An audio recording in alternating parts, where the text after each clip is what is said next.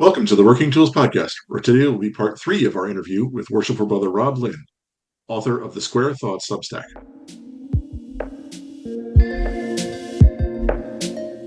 Ladies and gentlemen, brethren all, welcome to the Working Tools Podcast, a casual conversation around Freemasonry. First, it's important to note that our thoughts and opinions are our own and do not reflect those of our Grand Lodge or respective craft or concordant bodies. Please connect with us and ask questions via our website at theworkingtoolspodcast.com. Today on the Working Tools Podcast, we have our usual host of hosts. We have Very Worshipful Brother David Colbeth, King Solomon Lodge number 60 in Auburn, Washington. Very Worshipful Brother Stephen Chung from Prince Charles 153 in Kelowna, BC. Brother Craig Grant from Kalamalka number 160 in Vernon, British Columbia. And I'm Matt Appel from Mill Creek 243 in Montlake Terrace, Washington. And we are glad to have with us again Worshipful Brother Rob Linn, who is a past master of Bethel 358 in the Grand Lodge of Michigan. And also, we came to our attention as being author of the Square Thought Substack. Rob, thank you very much for being suckered into being on the show a third time. We appreciate your coming on. Thank you very much. And so at the end of the last episode, Steve was going to ask a very pithy and important question, and I brutally cut him off because that's the way I roll. So, Steve, take it away. All right, Rob. So with the homework you've done and all the research that you've done, and it sounds like you've done a fair bit. What is it you think that lodges need to provide the membership today, other than paying the bills and reading the minutes of the previous meeting? Do you think it's more along the lines of esoteric knowledge or peeling away the layers of, or the veil of the lessons that are taught in the first 3 degrees that they experience? Let us know your thoughts. So I love the question because my answer is neither. And I think I think those things are important. Absolutely, we wouldn't be a Masonic lodge without all of that. But first, there isn't, and this is perhaps the difficulty and as well the opportunity within Masonry, and that's that we're a subset of our individual communities. And every group of brothers is going to be the same. If you study team development dynamics, you're going to understand that every team comes together in its own way and develops its own kind of team culture. And so first and foremost, you have to decide what you want to do for your lodge. But what I'll say the flag that I've waved most frequently is that you must build the lodge that you want to join. And so just like, there are some folks that really lean into, I'll use the shrine as an example. There's some folks that really lean into parades and clowns and cars and shrine reunions and hotel hospitality suites, and that's their shrine experience. And there are other Shriners who have a heart for the kids and spend all their time in the hospitals and do fraternal fundraisers. Neither of those are wrong. They're just different elements that appeal to the different groups. And so the first thing is you got to get to know what your group expects. And so I can speak more from experience versus a hypothetical. With my group, we want family-focused events. The men in my lodge want family-focused events because we've got a lot of guys who still have kids at home. An older lodge that's mostly grandparents maybe would want something different. I don't know. But in our case,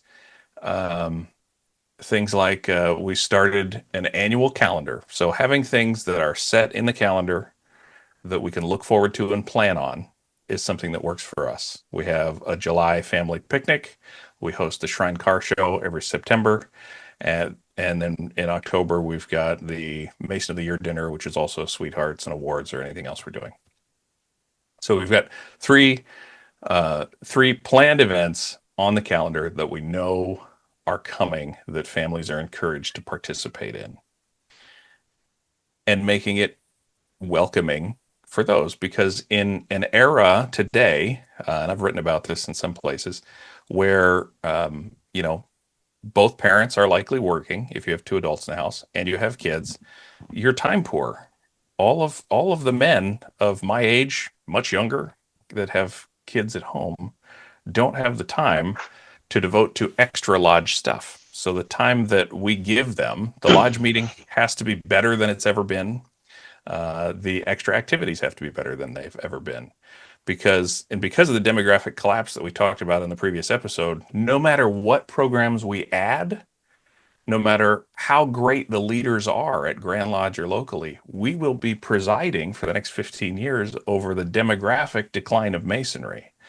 And the brothers in those chairs wearing those jewels will absolutely be the best people, likely, the most engaged, the most knowledgeable that have ever been in those positions.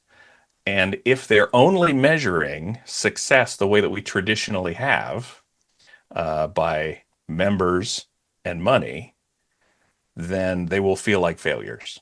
And so so if I hear you right, what you're Yep. really saying is that being that each lodge is different in each community, they really need to sit back and take a look at themselves and say, who are we?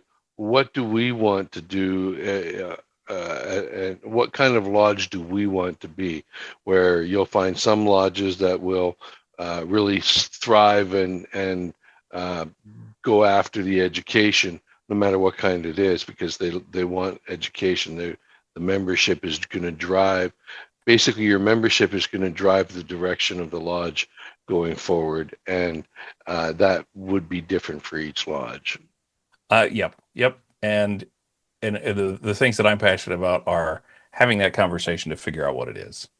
And how do you think that's going to affect like districts? You Sure. know, I get the initial thought that that's going to be pretty cool, because you're going to find some lodges that really focus on the fellowship and the visitation and the fraternal aspect. You're going to find other lodges that focus on education, and the brothers in the district that are going to seek out that education. They're going to hopefully congregate on those meetings and make that lodge very well visited for those events or those times where they're doing good education pieces. I don't know. Am I on the right track with that? If you have a good district. Yeah, you would hope, right? I'm in a very rural district, so we've got 7 lodges. Of those 7 lodges, we've got 308 Masons. Most of the lodges are about 40 people each, except for ours, which is close to 100. And those numbers, some of those lodges get 12 members consistently showing up. Other lodges are lucky to get 4, and maybe they can open if a couple of guests show up. So those are focusing on education, focusing on fellowship. Those are how you create an atmosphere that people want to join. But you also, that's not divorced from, there's many overlapping circles. That's not divorced from the state of your building or whether you can pay the bills. Because if half of your stated meeting is either a discussion about how we need to recruit people, or we need to get brothers, or how we're dying, or how we who's going to pay the light bill this month. And I've certainly been to meetings where folks have to donate to pay bills. And we do happen to recruit someone, and again, I'm using the word recruit. It's the military, but you guys know what I mean. And they show up. That's no environment. That's not an environment that's going to keep them. And so my passion is that we don't focus on that. We focus on the guys that are in the room, and you don't forget the folks that can't show up anymore, or that choose not to for one reason or another. You take them at face value. You believe them when they tell you that they're busy. Send them their love anyway. But if you've got some guys that like the idea, if you have acreage like we do in our case, we've got a group that wants to put in a disc golf course. We've got 10 acres and a rural lot. Disc golf is one of the fastest growing sports among college age men. Okay, great. What's it going to cost? It makes the lodge into a third place, so that maybe they can bring their family with them, bring a kid with them, let them ride bikes. I hope, it's my hope that we can evolve into a third place for a full family experience. That way, when dad's got to go to lodge, the whole family understands because it's just a part of their life. Now, how do we get back to that? Because that certainly was the case for many decades. And I think it's that's the challenge for each individual lodge, because they can't even think about that if they can't pay the bills, or if there's a tax lien on the property. And unfortunately, there are a lot of lodges that are keeping the lights on and holding meetings from nostalgia. Well, that points directly to your most recent Substack post, the article. I was scrolling up here to get the exact name of it again, The Mirror and the Math. And I apologize. I was recent to your writings, and so this is really the first one, only one I've read so far. But boy, it just struck. I said, think in the blue, we call it the blue room, the green room before the show, that this could have been written about a dozen or 50 lodges in Washington, or probably in any jurisdiction, even around the world, and certainly around the United States and Canada and other places. And but by the way, I also said, I said out in the blue room, that you have the Jared sigh, which I really appreciate. Jared is a previous past host, and when he was trying to think about how he could put things in, empty his mind, or into the microphone, he would often sigh dramatically, because it's how do you tell someone how I hate false binaries.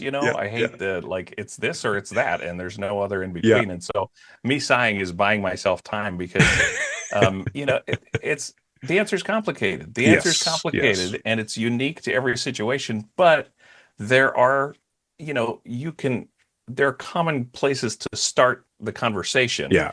But they have to be approached from a place of curiosity and a desire to understand better, rather than coming in like I did as a young Mason, and like a lot of folks do, the kind of Dunning-Kruger effect of you don't know what you don't know, so you think that what you do know is the right answer. That's my question, and I'm sorry, I'm talking too much, not formulating the actual question, but as I've matured in Masonry, I'm coming up on 20 years now. It's crazy to think that 18 years.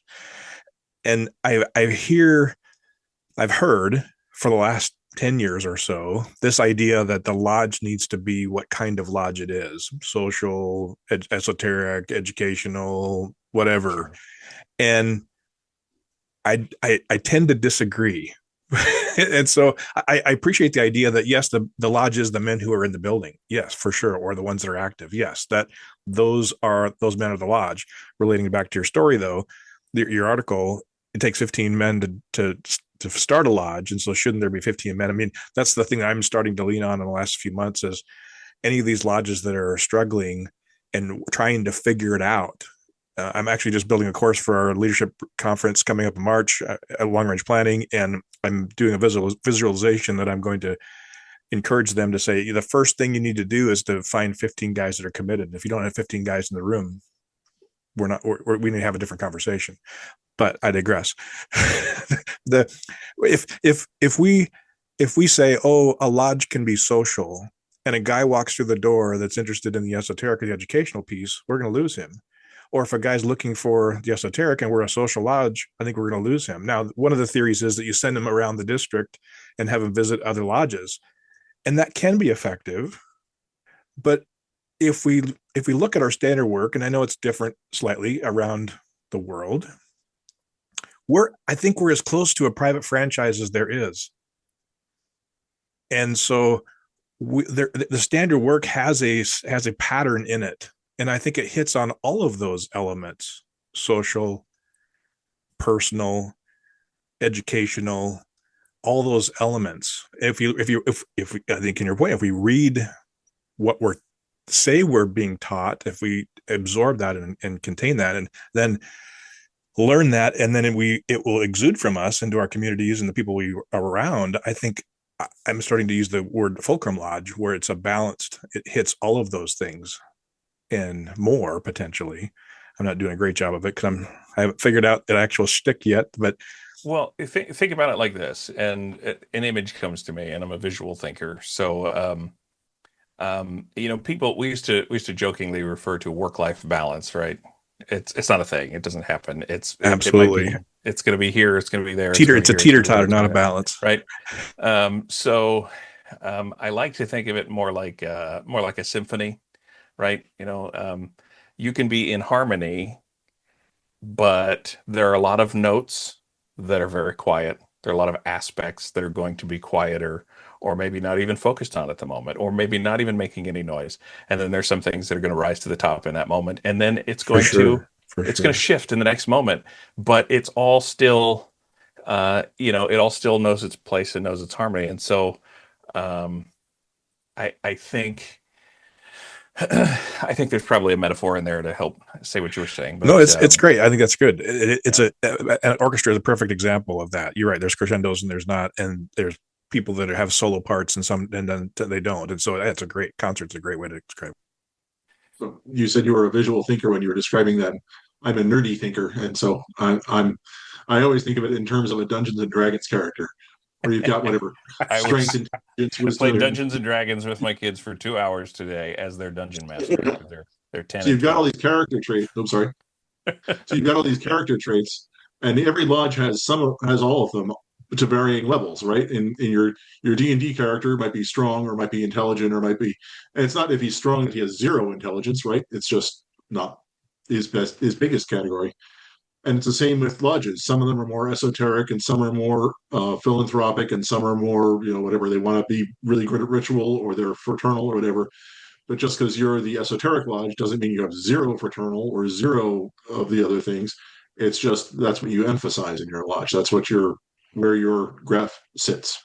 Well, it's precisely right. And I think then we circle back to what we talked about with Brother Steve there, is that you've got to reconnect with the guys in the room. You've got to know your brothers beyond.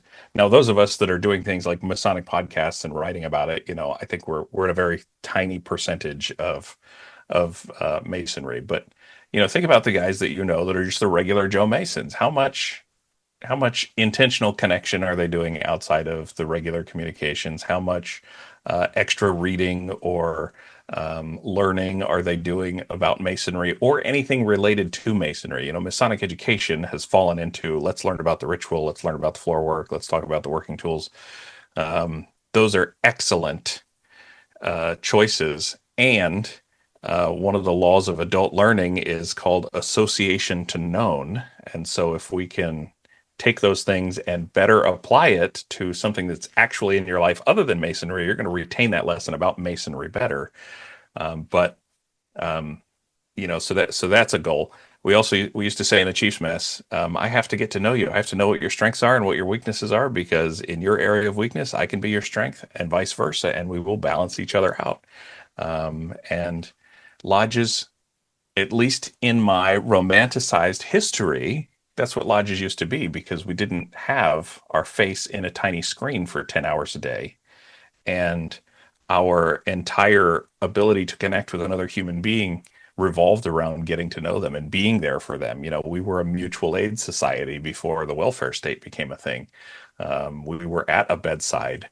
We were taking care of a widow. And we have outsourced a lot of that brotherly love and the real support to statewide or province-wide Masonic charities, or or government programs and stuff. And so we kind of, there's a great opportunity to reconnect with the humanity of what of the meaning behind what we do with one another. So, Matt, you're breaking up, Matt. It's Max Headroom, for those of us old enough to know that. Yes. Oh no. He's frozen. See, hopefully he doesn't drop here, but Yeah. Okay. Patiently we could stall a little bit of airtime to see if his laptop keeps up with us. Well, here. Remember, his computer had very little space in the hard drive when he tried to record. Last time, yeah. So that means his resources are limited. Yeah. Rob, just a question for you on the topic of like connecting with your brothers. how do you feel about a place like in England where they've erected so many affinity lodges? You I know, yeah, where well, you have people that, as long get as you're together. not a law enforcement affinity lodge, you're okay in England. Yeah, okay, I know. Yeah, that's right. That's right. Mic drop. Although that one in England, that comes around again every 10 to 15 years anyways. But I mean, I know that I've read about lodges that are built around things like Shotokan karate or F1 racing or supporting particular football teams. I just it's interesting. There's part of me in my idealized form of masonry that's kind of anathema because we're supposed to be a diverse group of people coming together under a common fraternal theme. I struggle with the idea as well. Mhm. My lodge is made up of a majority veterans. And so, and we've got some connections to some famous veterans relative to the area, like the Edmund Fitzgerald, a member of our lodge, was the captain of the first ship on scene doing the search for, so, we've got we've got a connection to that. And so there was some discussion. And in fact, if you go to mi407.com, you can read all about it. Anyway, about chartering a military affinity lodge. Historically, military lodges were attached to a traveling military unit. So the idea was kind of do an affinity lodge here. But again, measure that against participation, demographic numbers, et cetera. And there's some concern that, can your town support two lodges? Are you competing then for time? Are you feeling disconnected or creating divisions where we should be creating harmony? And so we've kind of adapted that model to perhaps um, creating a statewide research lodge that focuses on the lessons that come from masonry and military vets and historic preservation, preserving their stories, and publishing that for the craft. So maybe when I get 5 minutes to myself, we'll finish that project someday. But so I love it in concept. I don't. I don't see any evidence, but I'm open. I'm willing to be wrong and open to being convinced otherwise that the Masonic populations could support it beyond what we're doing already of, joining multiple lodges just because we know these guys are struggling and we want to help them. There's a lot of that going on. Um, but, there's the, over in the UK, what do they have? It's like the Sci-Fi Lodge. Their Tyler Oh, had like a batleth from Star Trek, a okay. Klingon sword or something. Like they've got okay, So, yeah, Masonic documentary. There was a musical lodge where they sang all their ritual. they talk I mean, about there's some, a fly fishing lodge. Yeah. So, which yeah, actually might work well in Michigan, but that, if get on the Upper Peninsula there, that, yeah. it would work. But I think there's probably arguments on both sides of it. I just be happy if everybody paid their dues. Um, Yeah, you're here.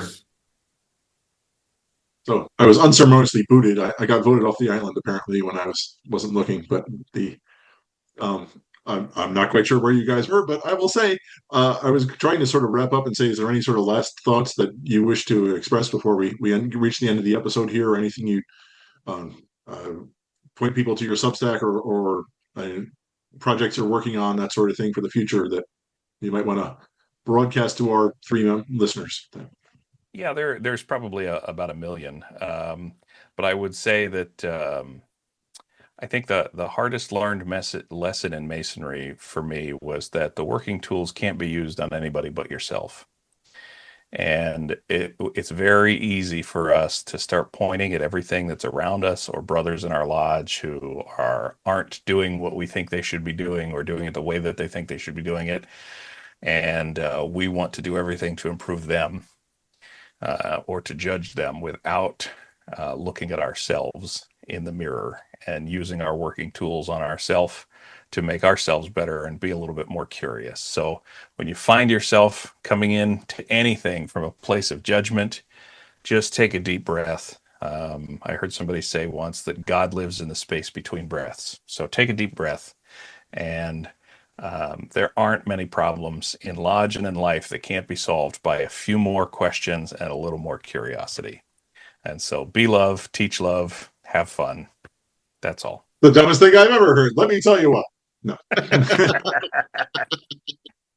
No, that is a good philosophy to start with. I think that as Masons, a good I was going to say jumping off point, but it's not just a jumping off point, a spine from which to hang a whole lot of things. So thank you very much, Rob, for being on the show. We really appreciate your giving of your time and energy to be with us, especially with the time zone changes and all that sort of craziness. So thank you very much, sir. We really appreciate it.